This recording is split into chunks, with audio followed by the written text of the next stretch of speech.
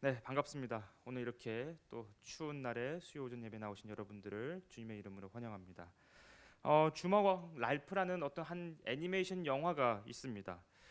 그 영화의 특정 장면에서 디즈니 영화의 모든 공주들이 등장해서 대화를 하는 그런 장면이 있는데요. 제가 그 중 하나를 좀 인용해 드리겠습니다. 너는 어떤 종류의 공주야? 마법 머리카락이 있니? 마법의 손은? 동물들과 말하니?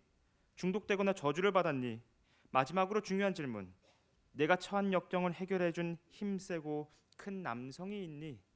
이 공주들이 모여서 자신들이 겪었던 그 모든 내용들을 가지고 함께 이런 대화를 나눈 장면이 있었습니다. 이처럼 공주 이야기는 여러 가지 문제를 겪는 공주가 그 어려움을 극복하고 나중에는 좋은 사람과 결혼해서 해피엔딩으로 끝나는 것이 하나의 공주 이야기의 장르라고 볼 수 있겠습니다. 이런 이야기들은 많은 아이들의 눈빛을 반짝반짝거리는 그런 매력을 가지고 있습니다. 오늘 우리가 살펴보는 에스더 또한 이런 전형적인 공주 이야기처럼 보이기도 합니다. 오늘 본문을 통해서 하나님께서 우리에게 무엇을 말씀하시는지 함께 살펴보고자 하는데요. 아마 여기에 계신 대부분의 분들은 에스더의 이야기가 어떻게 전개되고 진행되는지를 아주 잘 아실 겁니다. 이야기의 시작은 페르시아의 아하수에로 왕의 잔치에서부터 이야기가 시작이 됩니다. 왕은 자신의 왕후를 자랑하기 위해 잔치에 나오라고 하지만 왕후는 당시 페르시아의 관습에 의해 왕의 요청을 거절합니다. 그러자 왕의 분노를 산 왕후는 폐위가 되고 새로운 왕후를 뽑기 위해 페르시아 전역에서 처녀들을 소집하기 시작합니다. 그러자 친척인 모르드기 밑에서 자라고 있었던 에스더는 강제로 왕궁에 끌려가게 됩니다. 그리고 우여곡절 끝에 왕후가 되는 것이죠. 이런 에스더의 이야기는 마치 환상 속에 있는 어떤 공주 이야기와 같은 비슷한 모습을 보이고 있는 것만 같습니다. 하지만 에스더가 왕후가 되는 그 모든 과정들은 동화 속의 환상이 아니었습니다. 동화 속의 그 모습과 같이 어떤 해피엔딩으로 끝나지만 동화와 같은 그런 이야기는 아닙니다. 오히려 에스더의 이야기는 바벨론 포로로 끌려온 그 하나님의 백성들이 이방 땅에서 여전히 아픔을 겪고 있다는 것을 보여주는 그런 이야기이기 때문입니다. 예를 들어서 에스더 2장 14절과 15절을 보시면 에스더는 왕후 선발 과정에서 어쩔 수 없이 왕궁에 들어가서 왕과 잠자리를 갖게 됩니다. 그런데 아수에로 왕은 어떤 사람입니까? 유대인이 아니었습니다. 하나님의 백성이 아니었고 할례를 받은 사람이 아니었습니다. 그러므로 에스더가 원치 않게 왕후가 되는 이 모든 과정들은 하나님의 백성들이 포로된 이방 땅에서 겪어나갔던 수많은 아픔 중 하나였던 것입니다. 이들은 포로된 곳에서 율법이 짓밟히는 현실을 살아냈으며 하나님 백성이라는 정체성이 짓밟히는 현실을 버티어 나갔던 것입니다. 예레미야의 예언대로 바벨론은 70년 만에 무너졌지만 여전히 그들은 회복되지 못한 채 있습니다. 바벨론만 무너지면 하나님의 백성들이 회복될 것이라고 생각했지만 그 뒤에 일어선 페르시아의 권력과 법이 눈에 보이지 않는 하나님의 백성들을 압제하고 있었던 것입니다. 이것이 당시 에스더 당시에 살았던 사람들이 처했었던 하나님의 백성들이 처했었던 냉혹한 현실이었습니다. 그런데 우리의 현실도 이들이 겪어냈던 현실과 그리 다르지는 않는 것 같습니다. 우리는 예수 그리스도 안에서 하나님의 자녀가 된 사람들입니다. 그러나 우리가 살고 있는 곳은 어떤 곳입니까? 하나님께서 약속하신 새롭게 회복될 하늘과 땅이 아닙니다. 지금 우리가 살고 있는 이곳은 여전히 악이 활개치고 있고 여전히 힘의 논리가 통용되고 있는 그런 세상 한복판에서 우리는 살고 있습니다. 세상의 온갖 것들이 우리의 삶 속에서 권위를 행사하면서 우리를 지배하고자 합니다. 이 세상은 시대가 추구하는 가치와 그 권위를 따르지 않을 때 우리를 바보라고 조롱하며 어리석은 자라고 낙인을 찍습니다.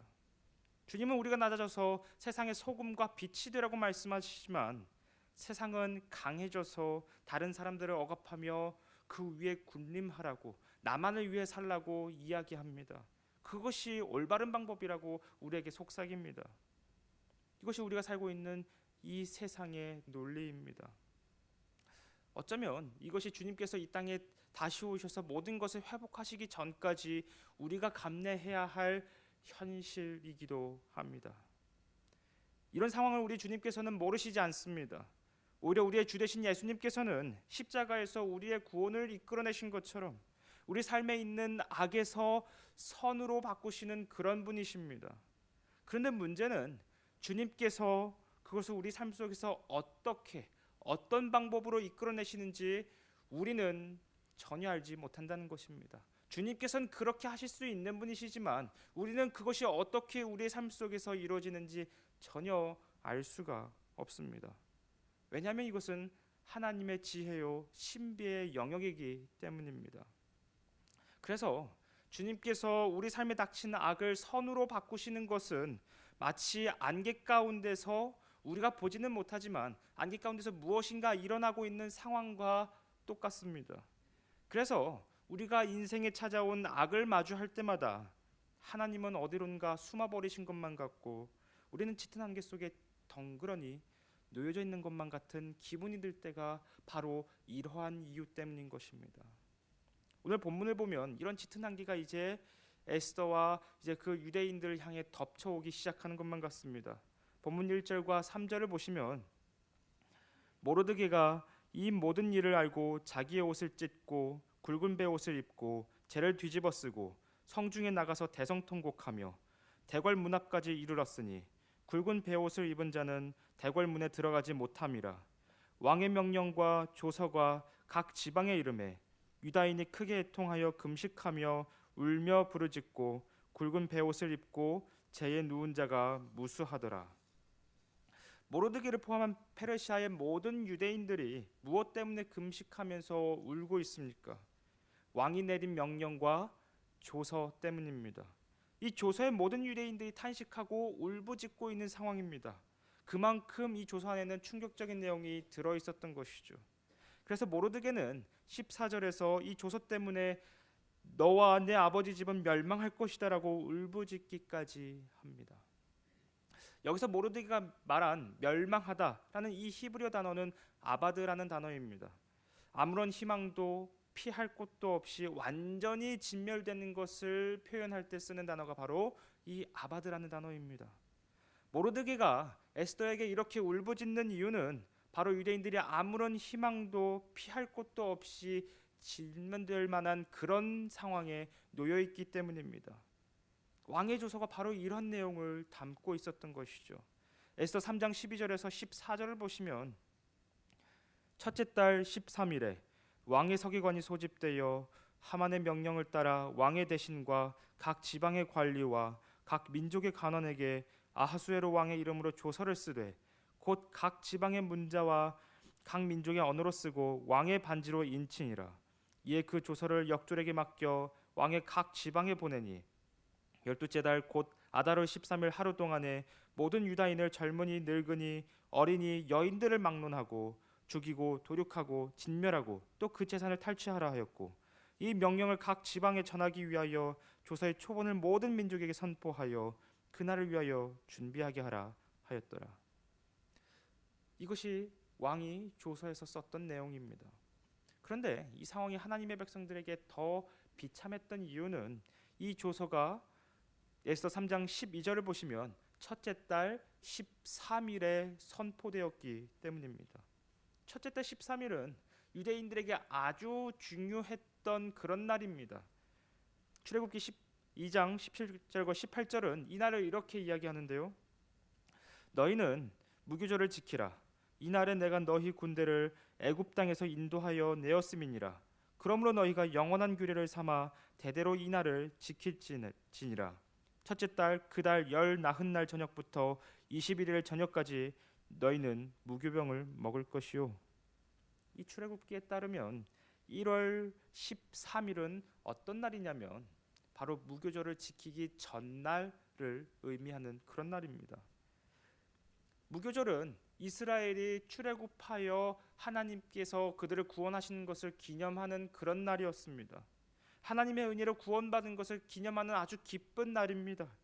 당시 포로로 끌려온 유대인들은 이 무교절을 지키면서 제2의 출애굽을 소망했습니다. 바벨론 포로로 끌려와서 여전히 페르시아의 그 땅에서 살고 있는 유대인들은 다시 고국으로 돌아가기를, 다시 그들의 나라를 온전히 회복하기를, 제2의 출애굽을 회복하기를 바라면서 무교절을 지켰습니다. 그런데 유대인들이 완전히 진멸되는 조서가 발표된 것이 어떤 날입니까? 바로 무교절 전날인 1월 13일입니다.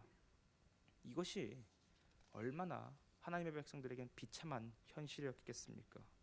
이미 이방 땅에서 고난의 현실을 살아가고 있는 유대인들에게 이 조서는 그들을 더욱 비참하게 만드는 것이었습니다. 그들은 마른 뼈가 되살아나는 것과 같이 회복될 것을 소망했습니다. 그러나 눈앞에 닥친 현실은 하나님의 약속은커녕 오히려 소망조차 없는 절망 그 자체로 다가왔던 것입니다. 이런 상황이 닥칠 때마다 믿음의 사람들은 하나님께 이렇게 질문하고는 합니다. 이러한 절망의 상황 가운데서 하나님은 도대체 어디 계십니까? 하나님은 도대체 무엇을 하고 계십니까? 도대체 이 먹구름 가운데서 하나님은 무엇을 하고 계십니까?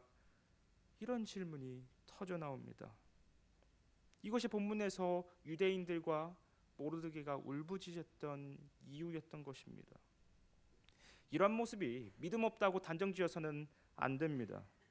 진짜 믿음이 없는 것은 이러한 질문을 하지 않고 하나님 어디 계십니까? 라고 질문하지 않고 하나님은 없어 라고 단념하고 체념하면서 하나님을 떠나버리는 것이기 때문입니다. 사랑하는 성도 여러분, 각자에게 주어진 고난의 모습은 조금씩 다르겠지만 고난은 우리 모두에게 다 동일하게 찾아옵니다. 그리고 그 고난들을 마주할 때마다 우리에게 물음표가 생기기 마련입니다.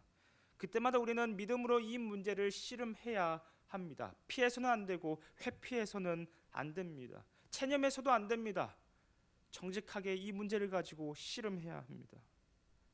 그런데 문제는 그때마다 하나님은 늘 구름 가운데로 숨어버리신 것만 같고 나 혼자만 덩그러니 놓여져 있는 것만 같은 때가 너무나도 많다는 것입니다. 그래서 오늘 본문 에스더 4장을 자세히 살펴보시면 여호와라는 하나님의 이름이 등장하지 않습니다. 아니 에스더 전체에서 하나님이란 이 단어도 등장하지 않고 여호와라는 단어도 이름도 등장하지 않습니다. 하나님은 마치 백성들에게 고난을 주시고 그리고 그 절망 가운데 있는 하나님의 백성들을 피해서 숨어버리신 것만 같습니다. 이것이 당시 포로기를 살아갔던 하나님 백성들의 먹먹한 심정이었던 것입니다. 에스더서는 하나님의 이름과 그리고 하나님이라는 그 명사를 이야기하지 않음으로써 당시 고난받던 하나님의 백성들이 가지고 있었던 그 먹먹한 심정을 이런 식으로 표현했던 것입니다. 이 심정은 어쩌면 우리의 심정이기도 할 것입니다. 우리가 이 땅을 살아가면서 고난을 마주할 때마다 느끼는 그 먹먹한 심정일 것입니다. 그렇다면 우리는 이 시점에서 이런 질문을 해야 합니다. 하나님은 도대체 이런 것들을 통해서 무엇을 목적하시는가? 무엇을 위해서 이 모든 것들을 하고 계시는가? 이것을 조금 다른 말로 말하면 하나님께서는 고난을 통해서 하나님 백성에게 목적하시는 것이 무엇인가? 이것을 우리가 질문해 보아야 합니다. 먹구름 뒤에 계신 하나님은 이 상황을 통해서 무엇을 이루어 나가실까요? 이것에 대한 힌트가 본문 4절부터 8절까지 있습니다. 에스더의 시녀와 내시가 나와 전하니 왕후가 매우 근심하여 입을 의복을 모르드게에게 보내어 그 굵은 베옷을 벗기고자 하나 모르드게가 받지 아니하는지라. 에스더가 왕의 어명으로 자기에게 가까이 있는 내시 하닥을 불러 명령하여 모르드게에게 가서 이것이 무슨 일이며 무엇 때문인가 알아보라 하매 하닥이 대궐문 앞 성중 광장에 있는 모르드게에게 이르니 모르드게가 자기가 당한 모든 일과 하만이 유다인을 멸하려고 왕의 금고를 바치기로 한 은혜 정확한 액수를 하닥에게 말하고 또 유다인을 진멸하려고 수산궁에서 내린 조서 초본을 하닥에게 주어 에스더에게 보여 알게 하고 또 그에게 부탁하여 왕에게 나아가서 그 앞에서 자기 민족을 위하여 간절히 구하라 하니. 이 본문을 그냥 살펴보면 하나님께서 하나님 백성들을 향한 그 목적과 이끄심이 무엇인지 발견하기가 쉽지 않습니다. 그런데 본문 4장의 이 내용이 전개되는 방식을 좀 살펴보면 이 이야기가 어떤 논리적인 원인과 결과로 이어지는 이야기가 아니라 오히려 우연에 우연히 겹치는 그런 식으로 이야기가 전개되고 있습니다. 예를 들어서 유대인들 진멸하라는 왕의 조서가 선포되자 모든 유대인들은 페르시아 전역에서 대성통곡을 하게 되었습니다. 그런데 하필이면 모르드게는 어디서 대성통곡을 하고 있냐면 왕궁 앞에서 대성통곡을 하고 있습니다. 그러자 많은 공직자들이 모르드게의 대성통곡을 우연히 보았을 것입니다. 그리고 이 우연히 본 이 모습들이 왕국에서 소문이 퍼져나가기 시작했고 또한 이 우연에 의해 에스더의 귀에까지 이 모든 이야기들이 들어오게 됩니다. 이처럼 이 이야기는 연속된 우연에 의해서 이야기가 진행되고 있습니다. 이런 우연 때문에 왕의 조서 내용을 전혀 알지 못했던 에스더는 모르드게로부터 자세한 사항을 전달받을 수 있었던 것입니다. 이 모든 것이 우연히 겹쳐서 일어나고 있는 일들입니다. 이런 연속된 우연을 통해서 소망으로 나아갈 수 있는 길이 열리게 된 것입니다. 이것이 중요한 이유는 우리가 이 땅에서 살아가면서 우연히 겹치는 것을 뭐라고 이야기합니까? 필연이라고 합니다.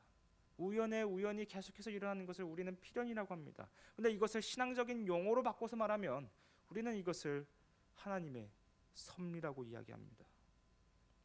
그러므로 오늘 본문의 이야기는 지금 어떻게 진행되고 있는 것이냐면 계속해서 반복되는 이 우연이 사실은 우연이 아니라 이 모든 것을 주관하고 계신 하나님께서 이 이야기를 이끌어가고 계시다는 것을 우리는 발견할 수 있어야 하는 것입니다. 하나님께서 이 모든 것들을 하나님의 섭리로 이야기를 이끌어가고 계십니다. 애통 속에서 이러한 하나님의 섭리를 발견한 모르드게는 에스더가 왕에게 나아가 상황을 해결해 줄 것을 요청합니다. 모르드게는 본능적으로 알았던 것입니다. 에스더가 이 사실을 알게 된 이 모든 과정들이 하나님의 우연히 계속해서 일어났기 때문에 발생한 것이라는 것을 알았기에 그는 에스더에게 이 상황을 해결해 줄 것을 요청했던 것입니다. 그런데 에스더는 좋다 싫다도 아닌 아주 애매모호한 답변을 보입니다. 본문 10절과 11절을 보시면 에스더가 하닥에게 이르되 너는 모르드게에게 전하기를 왕의 신하들과 왕의 각 지방 백성이 다 알거니와 남녀를 막론하고 부름을 받지 아니하고 안뜰에 들어가서 왕에게 나가면 오직 죽이는 법이요 왕이 그 자에게 금규를 내밀어야 살 것이라. 이제 내가 부름을 입어 왕에게 나가지 못한 지가 이미 30일이라 하라 하니라. 여기서 에스더는 왕국의 법을 근거로 해서 자신의 상황을 양해해달라고 이야기를 합니다. 왜냐하면 당시 페르시아의 법에는 부름을 받지 않고 왕에게 나아가면 죽임을 당하는 그런 법이 있었기 때문입니다. 아마도 페르시아의 그 정치적인 상황이 분쟁이나 왕을 암살하는 상황이 많이 있었기 때문에 생긴 법이었을 것입니다. 심지어 에스더는 그래서 왕에게 나아가지 못한 지가 벌써 30일이나 되었습니다. 이 부분이 에스더에게는 가장 큰 걸림돌이 되었던 것입니다. 오늘날에 살아가는 우리에게는 이 개념이 조금은 생소합니다. 아니 부부가 함께 같이 있겠다는데 어떻게 그것을 막을 수가 있는가, 죽일 수가 있는가 이런 생각이 들고는 합니다. 그런데 이때는 페르시아가 그리스와의 전쟁에서 대규모 전쟁에서 크게 패했을 때입니다. 그래서 페르시아의 국력이 꺾이고 있었던 그런 상황이었던 것이죠. 그 충격의 아수에로 왕은 국가 운영을 내팽개치고 수많은 여자들과 놀아나고는 하는 그런 상태에 있었습니다. 그러므로 에스더가 왕에게 나아가지 못한 지 30일이나 되었다는 것은 에스더가 왕의 관심 밖으로 밀려났었던 상황이라고 추측할 수도 있습니다. 그런 상황 속에서 왕에게 나아가는 것은 말 그대로 자살 행위였던 것입니다. 하지만 모르드게는 그럼에도 불구하고 이 모든 것을 다 알고 있음에도 불구하고 매우 단호한 입장을 보이면서 에스더에게 이렇게 이야기합니다. 본문 13절과 14절인데요. 모르드게가 그를 시켜 에스더에게 회답하되 너는 왕궁에 있으니 모든 유다인 중에 홀로 목숨을 건지리라 생각하지 말라. 이때 네가 만일 잠잠하여 말이 없으면 유다인은 다른 데로 말미암아 노임과 구원을 얻으려니와 너와 네 아버지 집은 멸망하리라. 네가 왕후의 자리를 얻은 것이 이때를 위함이 아닌지 누가 알겠느냐 하니. 모르드게는 에스더의 상황을 아주 충분히 이해했을 것입니다. 하지만 하나님의 섭리하심을 발견한 모르드게는 믿음의 논증을 통해 그녀가 위험을 감수하고 믿음으로 나아갈 것을 촉구합니다. 여기서 우리가 주목해서 보아야 할 표현은 본문 14절에 유다인은 다른 데로 말미암아 노임과 구원을 얻으려니와 라는 이 표현입니다. 여기서 다른 데로라고 하는 이 표현은 랍비들이 즐겨 쓰는 단어인데요. 이 다른 데로라는 말은 하나님을 간접적으로 지칭할 때 쓰는 단어입니다. 그러니까 이것을 다르게 조금 번역을 하면 유다인은 하나님으로 말미암아 노임과 구원을 얻으려니와 라고 지금 모르드게는 이야기하고 있는 것입니다. 모르드게의 입술을 통하여 한 번도 등장하지 않은 하나님께서 등장하기 시작합니다. 즉 모르드게는 에스더가 움직이지 않더라도 하나님께서 당신들의 백성들을 기억하셔서 구원하실 것이라는 믿음을 가지고 있었던 것입니다. 이러한 믿음은 하나님의 섭리에 대한 고백으로 나아갑니다. 에스더가 왕후가 된 것은 바로 하나님의 섭리였다고 모르드게는 논증하고 이야기하고 있는 것입니다.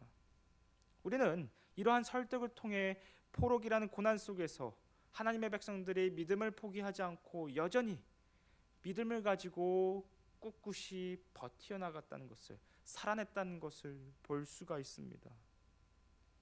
그런데 이러한 믿음은 하나님의 백성들이 약속의 땅에 있었을 때 볼 수 있었던 모습이 아니었습니다. 하나님의 백성들이 약속의 땅에 있었을 때 그들의 모습은 무엇이었습니까?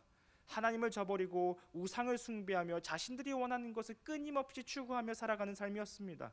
그런데 그런 약속의 땅에서 보여야 할 그 믿음의 모습이 약속의 땅이 아닌 포로로 끌려온 이방 땅에서 고난 가운데서 이 모습이 보이고 있는 것입니다. 믿음은 이처럼 고난 속에서 꽃을 피웁니다. 고난 속에서 꽃을 피운 믿음은 하나님의 섭리를 발견하고 하나님만을 의지하는 모습으로 피어나게 되는 것입니다.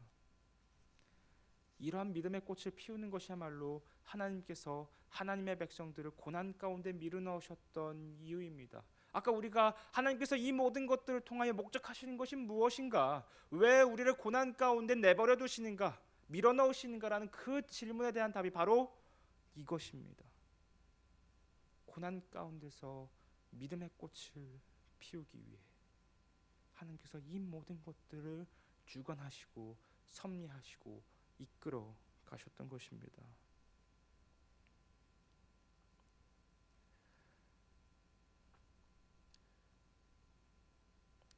그래서 에스더는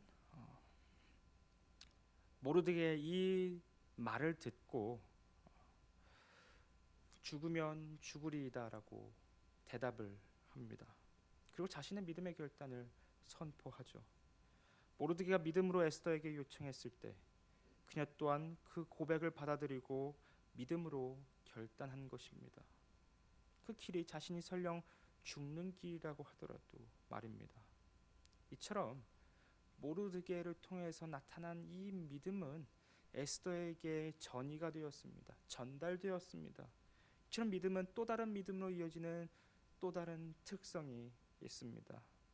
특히 에스더의 고백 중 우리가 주목해서 보아야 할 표현은 바로 죽음이라는 표현입니다.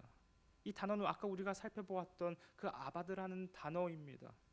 아무런 희망도 없이 죽게 될지라도 자신에게 맡겨진 그 사명에 실패할지라도 자신은 믿음으로 나아가겠다는 것입니다. 이런 에스더의 믿음은 이제 모든 하나님의 백성에게 확장됩니다. 에스더는 모든 유대인들이 자신과 같이 금식에 참여할 것을 요청한 것입니다.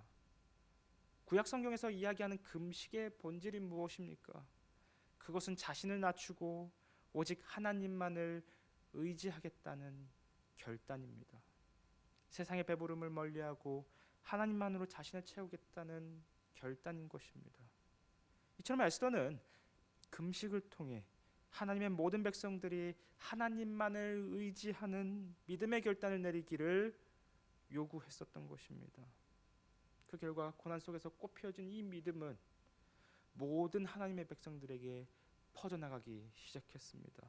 그리고 그 믿음으로 하나님의 모든 백성들이 하나가 되었습니다. 이것이 바로 고난이 하는 일입니다. 이것이 바로 하나님께서 고난을 통해 목적하시는 일들인 것입니다. 믿음은 우리가 평안할 때, 모든 것이 형통할 때 자라지 않습니다. 고난 가운데서, 바벨론 포로와 같은 그런 엄청난 고난 가운데서, 먹구름 가운데 홀로 남겨진 것만 같은 그 상황에서 비로소 믿음이 자라기 시작합니다. 하나님께서는 이 목적을 달성하신 후에 먹구름 뒤에서 또다시 또 다른 우연들을 만들어내기 시작하십니다. 그리고 그 우연들을 통해, 그 하나님의 섭리하심을 통해 마침내 하나님의 모든 백성들을 구원하십니다. 이것이 하나님께서 먹구름 뒤에서 우리에게 일하시는 방법입니다. 말씀을 맺고자 하는데요, 우리는 에스더서를 통해 약속의 땅 밖에서 살고 있는 하나님의 백성들의 모습이 어떠한지를 살펴보았습니다.